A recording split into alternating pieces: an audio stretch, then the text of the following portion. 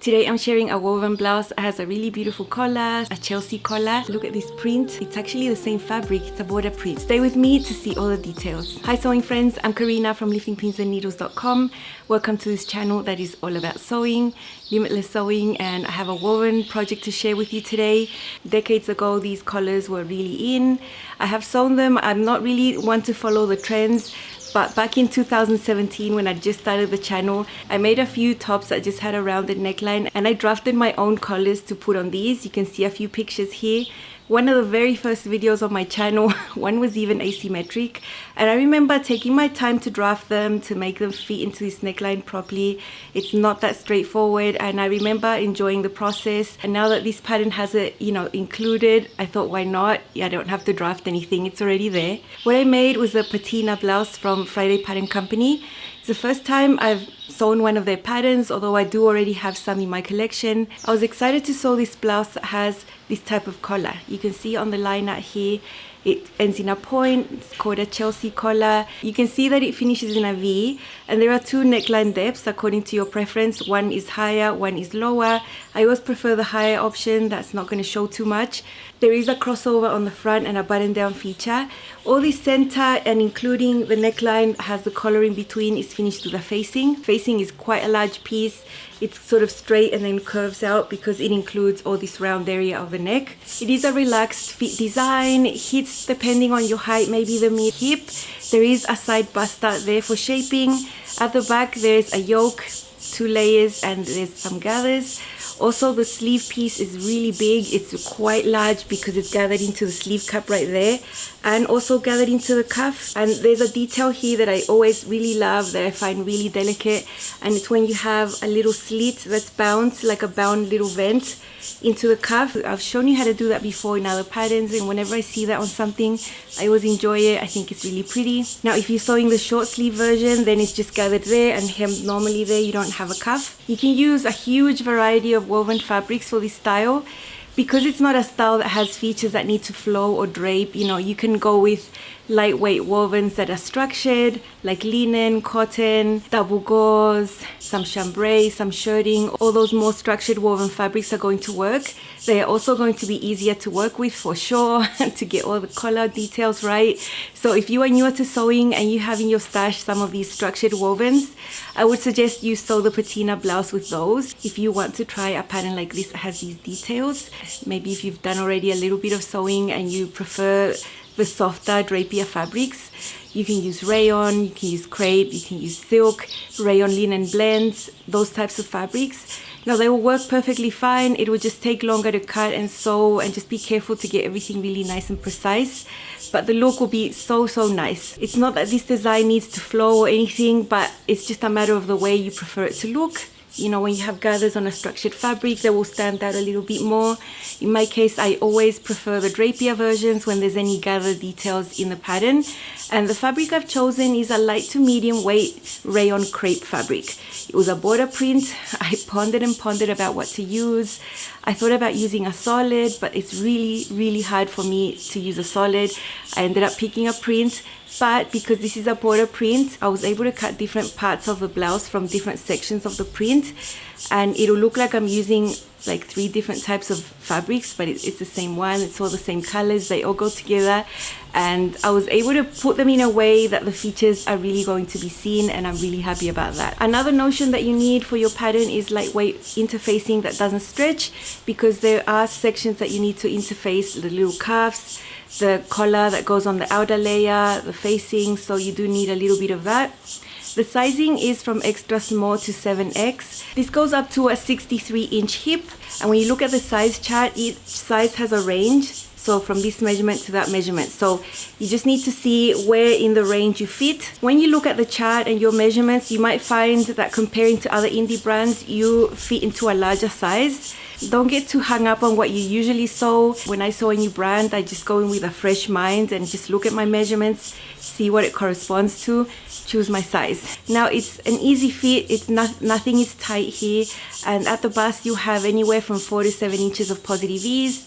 You know, the sizes have a range, so it will vary depending on where you fall in that range. There's a lot of space at the waist, about 12 to 14 inches, and at the hips about 4 to 7 inches. For sizing, I chose a size extra large.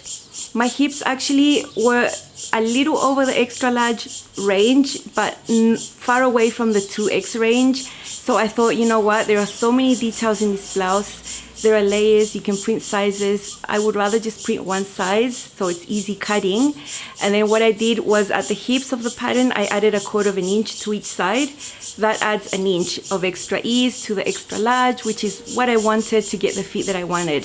You know, it was such a small adjustment that it wasn't me worth printing out both sizes on the pattern and grading out formally. So pattern adjustments work if you just need to add a little bit to the hips. Adding 1/4 inch to each side is going to get you 1 inch total. Super easy to do. This pattern brand drafts for a B cup size and it doesn't have cup size options. So seeing that and knowing that there was a bust out there, I knew I had to do a full bust adjustment. It's not a hard thing to do and I thought it was going to be worth it. I am a C sewing cup size, so I did take my blouse from a B to a C sewing cup size. Super easy, you can do it in a few minutes.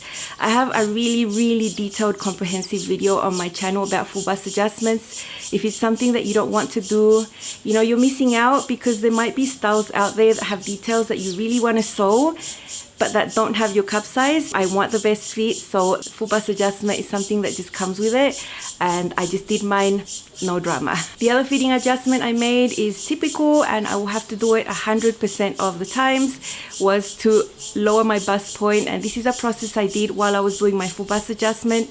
As you know, you do your full bust adjustment first, then you measure and see where the bust height ended up being, because the full bust adjustment, through the process of cutting and spreading and all of that, brings down that bust start. So it brought it down, but I still had to bring it down an extra inch.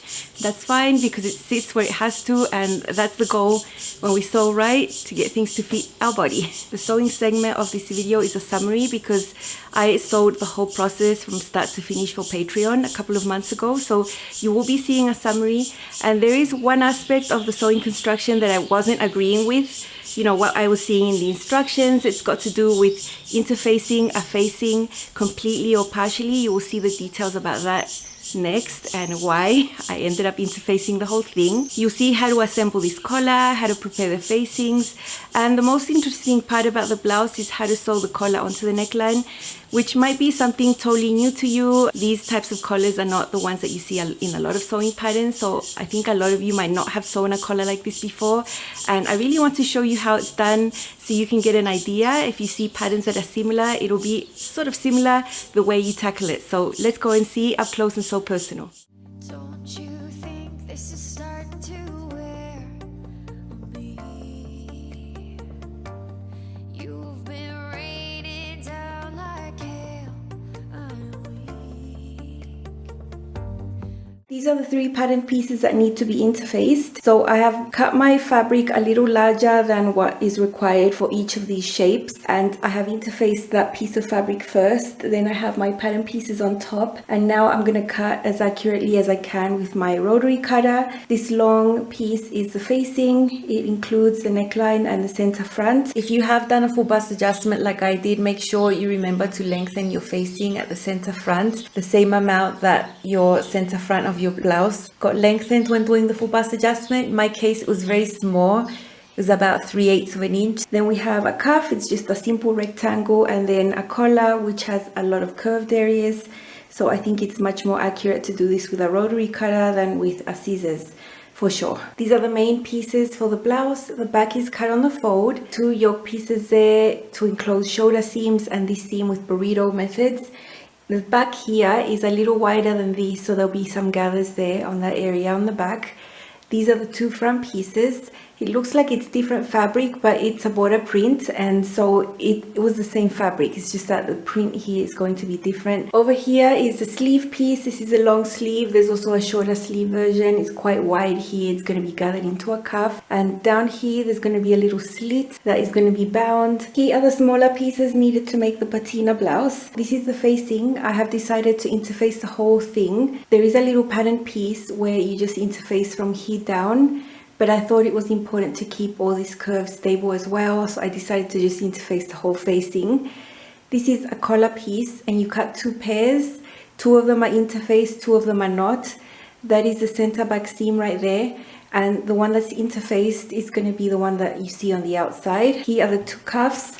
I also decided to interface the whole cuff piece and not just half of it. My fabric is pretty flimsy, so I think interfacing the whole thing is a better choice for this fabric. This little piece here is the binding that's going to go on the slit of the sleeve at the bottom right there. You were supposed to cut it on the bias, but it also works if you cut it on the straight of grain, and I really wanted to have the contrast of this print on my sleeve. Here are my 2 pairs of collars, the non-interfaced and the interfaced, and you'll see this straight edge right there that needs to be sewn together, center back. These are the points that you're going to see in the front, so we'll just sew those and press them open. This one is not interfaced, so I'm being really careful with the handling. I really don't want to be too rough on this, so I'm going to do it really carefully.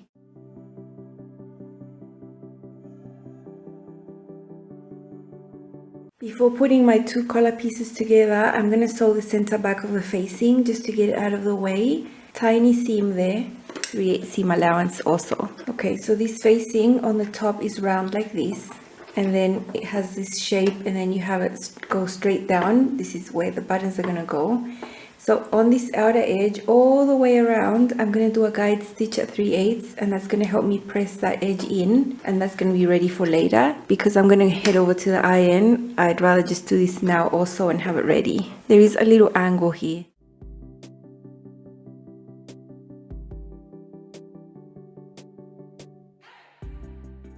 Okay, on these outer angles, we need to do a little snip to allow this to fold in nicely, to release that tension there. So that way this can be pressed normally, and this will open up inside like that. Both of these sides on the outer edge, you'll see this little angle. Just snip into it right there. Here is the facing ready and pressed in. You can see the seam there. Center back makes this a full piece. This is around the neckline, and this is going to be where the buttonholes go. The guide stitch is always very helpful to get a really accurate fold. The next sewing step is to sew the 2 collar pieces together. I have them both here right sides together, the non-interfaced one on the bottom and the interfaced one on the top. And what we need to sew now is from here, from this inner edge over to this point, then keep going around the outer edge to the other point, and then into there. So that is the next seam. I'm going to take my time and pin it with everything flat here. I don't want to move this around that much because the collar piece that's underneath is not interfaced, and you can see the bias, the round area. I really don't want to stretch it out by lifting it and moving it around a lot. I took my time to pin while keeping everything flat, 3/8 seam allowance.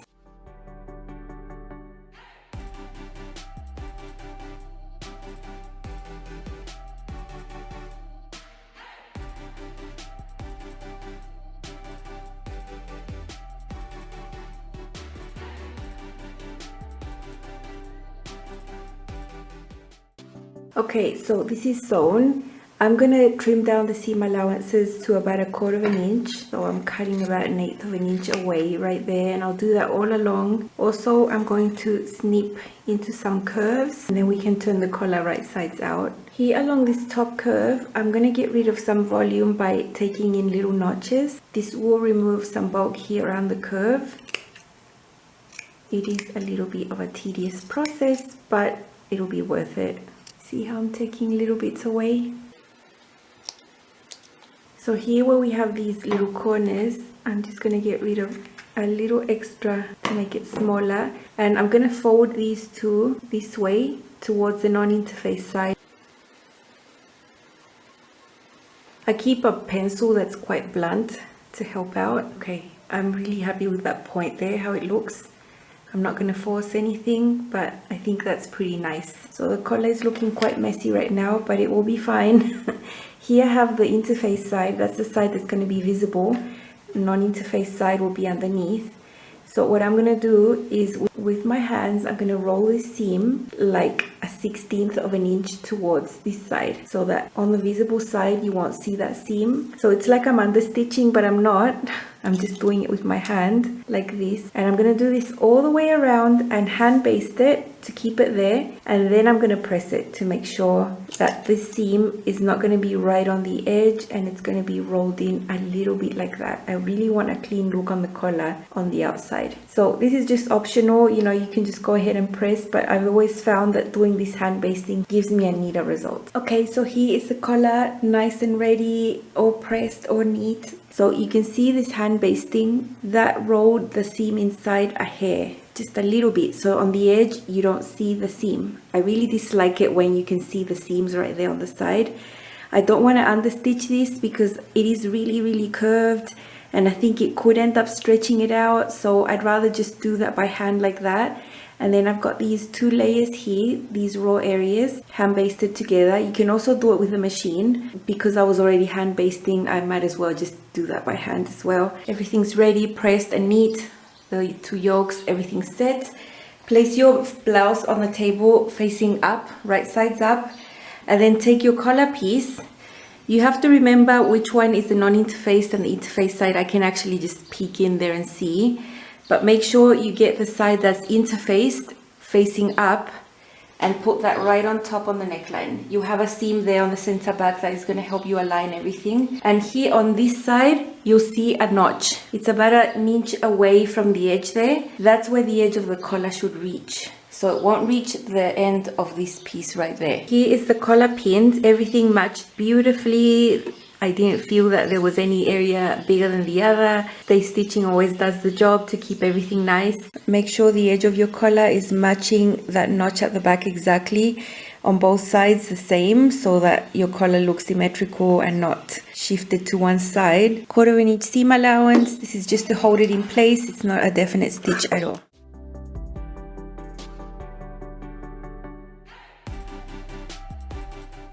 Before we put the facing, just make sure that your collars are symmetrical here from the center front.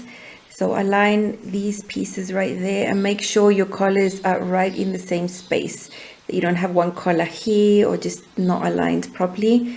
Make sure you confirm that first. Place it like that, right sides up, and now we can take a long facing and find the center back right there, meet that center back over there and follow the curve. You have a notch there that will match the edge of the collar, and then you have this little angle, and then it goes straight down. I have taken time to pin everything, but let me show you what I've done to the center fronts that's different to the instructions. So later on in the last stages of the instructions, you need to fold under by 3/8 twice, which I think is a lot for a curved hem. So it would be around this, and then like that, and then sew it down.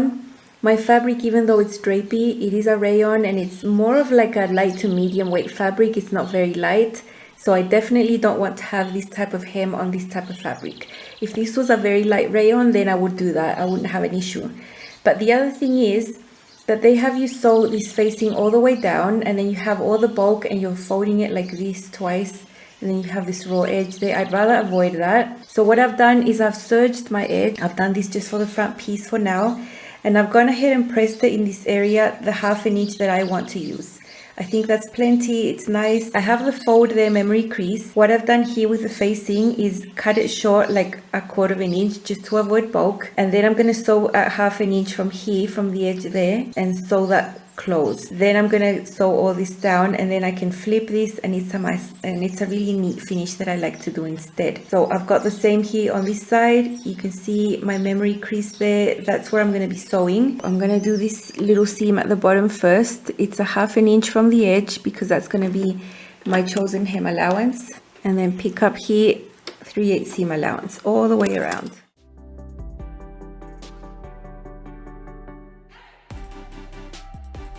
Up here you can see this angle, and to just help myself I drew a dot on the intersection there where the seam allowance would be 3/8 there, 3/8 there, and that's where I'm going to pivot and then keep going around the curve here. Right there on the dot, pivot a little bit, and then take this other shape. You can see right there was a notch on the facing that matches the edge of the collar.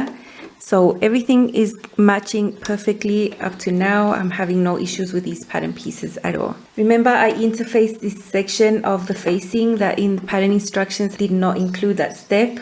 In that case, I'm sure I would have a larger facing around this area that would have stretched out and deformed, and that's been avoided with interfacing the whole thing. Maybe you can see a little white line there, it's very faint. That was a notch on the facing also, that when you look at the back, it matches the yoke seam.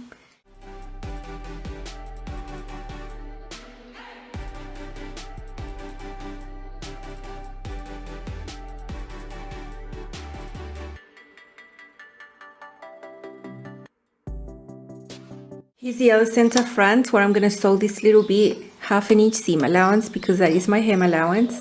What I do down here is trim this away, right there, a little bit there as well, and then fold these intersections and then flip, and it gives you a really nice corner in the center front. And then you have your facing come all the way down and the hem comes from behind it. Because I've done this little thing, I won't be able to have access all the way down for understitching, but it doesn't matter. I'll just get as far down as I can. And I'm using my presser foot here to help me do this. This is the blind hem foot. Helps me sew really neatly, push the needle to the left. Make sure all your seam allowance is right underneath where you're sewing, right underneath the facing. Here we have a little corner, so I'm not going to sew over that corner. I'm going to stop about 1/4 inch from the dot there where I pivoted.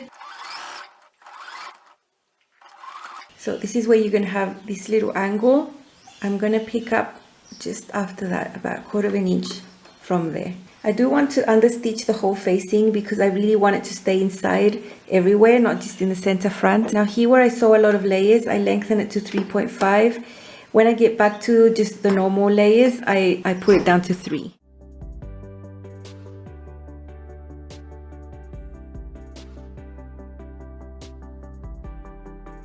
When you see my hands do this, I'm not pushing the fabric, I'm just guiding it, just making it go straight, but I'm not messing with the feed dogs. You were getting to this point right here. Pin's still there, and now I'm going to pick up the understitching below there, like 1/4 inch.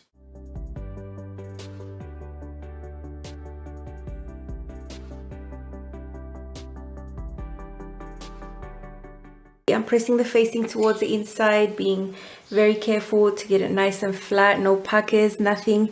And as I press this side and this first part of the neckline flat, I put my pins in there right now, so I know that then it's not going to move anywhere. Now I have the curved part of the back. This is where I really want to be careful. I forgot to snip, but I'm going to snip into this back here because it's really curved.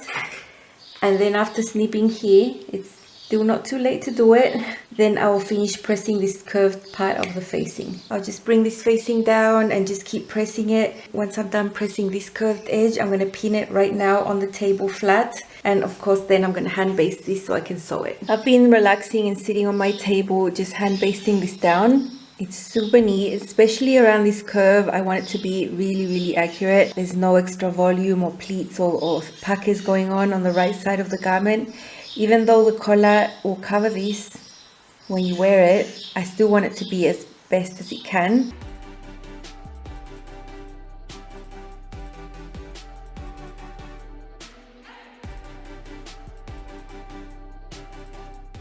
Okay, so I'm happy that this thread matches this area here because it was going to be super visible and I did not want to have navy coming through that area.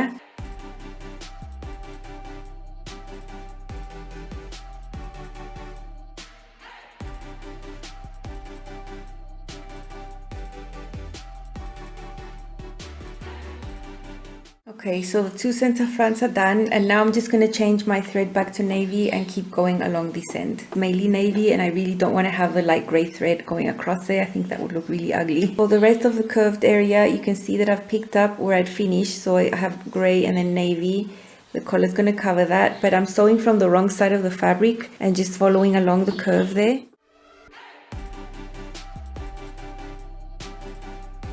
Here's my patina blouse with my very interesting border print. I know you can see details like this better with a solid, but when you have a border print and you can have contrasting prints, I think it achieves the same purpose of showing everything. So you can see my front like that, has the stripes going down. This was actually on the border of the fabric. This is all cut on the cross grain, so I managed to have all these stripes in the center. I wanted these stripes down where the buttons go. I have these cute buttons, navy with white in the middle, vertical buttonholes I'm always a fan of, and of course I have more buttons than the ones that you see in your pattern. You know my approach. I try on my garment, I see where the fullest part of my bust is. That's where I put the first pin, probably that one there or that one, I'm not sure, can't remember. And that is the one that is the reference for me to measure up and down. I don't really take into account the distance that the pattern has between buttons, because I know I want to have a lot of them. I just feel safer. I feel like I'm not going to have gaping right there. This is an issue that happens with a larger bust. Even though you might have a lot of ease, when you move around, if the buttons aren't placed correctly, you might end up with gaping. So mine are, I think, 1 3/4 of an inch apart, and they go down to there. Very nice.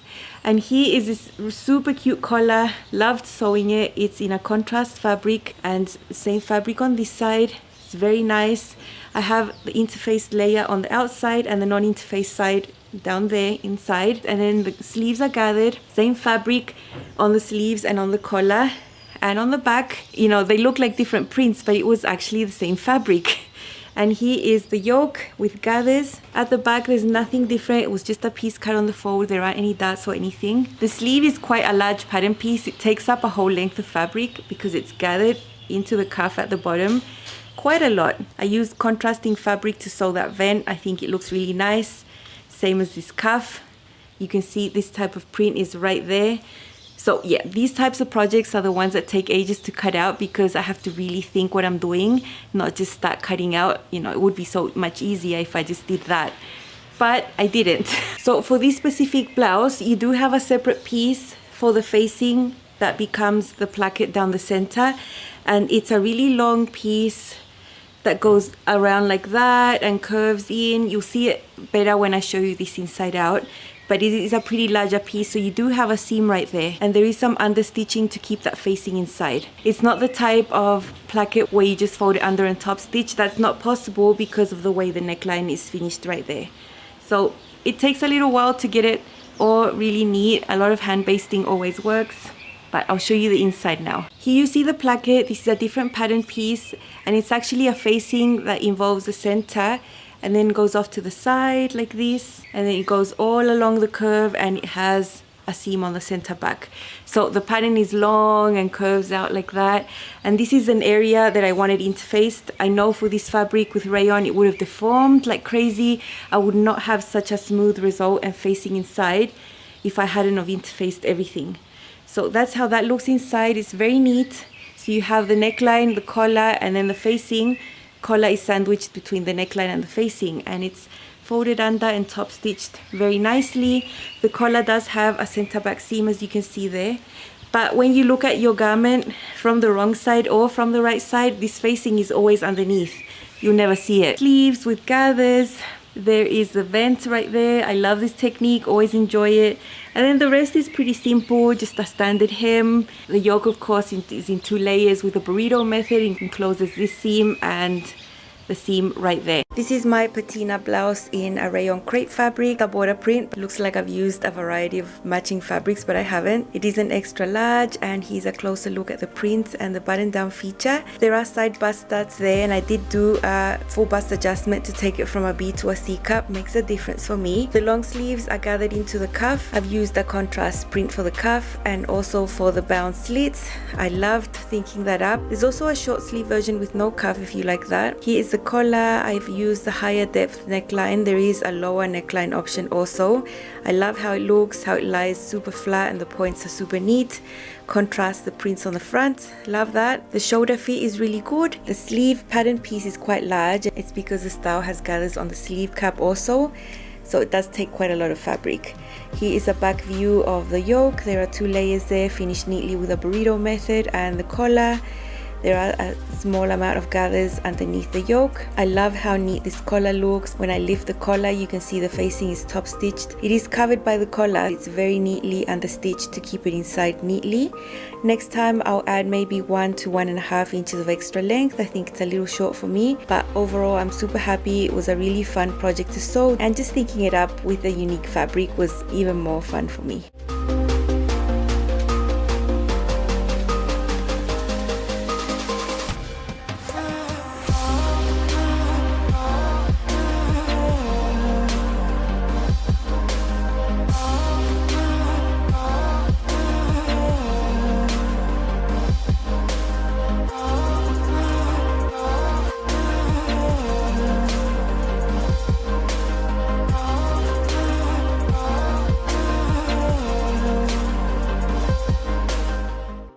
I'm very happy with how my patina blouse turned out. I think the fabric choice has a large part about how I feel about it, because I think it's so unique, so one of a kind. I love the blue tones there, and I was able to use a print, which is always my preference, but still I was able to highlight the collar and the features and make them stand out. I think it's really, really nice when you can find a border print like that, because you can experiment and cut your pattern pieces out in a way that's going to be super unique to you. I know it takes ages. Look, let me tell you how easy it is to cut patterns from a solid. You don't have to worry about a thing. You just put them there, cut, you're done. For these ones, it takes ages. I'm telling you, it usually takes me hours to think, to place things. It takes me a while to be really, really happy and put my pins and say, right, I'm gonna cut out now and then I'm gonna sew. So I think the fun of it is not just the sewing for me when I have a border print, it's also the preparation phase. So keep your eye out for border prints. You know, you could have a lot of fun with them. I usually do. They're not that easy to find. So when I see them, it's like finding gold. Have a look at this pattern if you like the style. I am not affiliated with Friday Pattern Company. They don't have an affiliate program. So if you purchase the pattern, I'm not getting any commission back or anything. I really liked it. I thought the instructions were super clear. Now, I did disagree on one thing about the interfacing, but that is something that you'll encounter with a lot of brands, with a lot of patterns. There's usually something that you'll find that you think, you know, I might like it better this way. And you're always free to change things up. You know, instructions are only a guide. You don't have to follow them 100%. And I'm very, very happy with my choices, very happy that I interfaced that whole facing. I'm much happier. Everything is so neat. And I know I would have struggled a lot with the fabric if I hadn't have interfaced that upper area of the facings. As you grow in your journey, you'll be able to have some experience under your belt and some techniques at the back of your mind that you can remember, and you think, you know, maybe I'd like to try it a different way. You're free to do that. It's your pattern. There's no pattern police that's going to come and tell you, oh, you can't change that. You can. Thanks so much for stopping by, and I will see you again with more sewing. Bye.